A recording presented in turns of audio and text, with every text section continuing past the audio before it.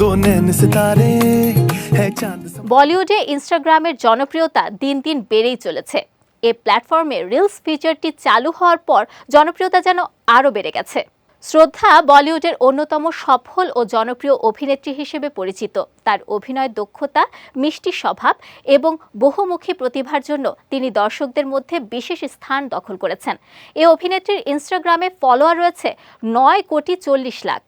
বলিউড এবং হলিউড অভিনেত্রী, প্রযোজক এবং ইউনিসেফের শুভেচ্ছা দূত প্রিয়াঙ্কা চোপড়া। তার অভিনয়, ফ্যাশন এবং সামাজিক কাজের জন্য পরিচিত।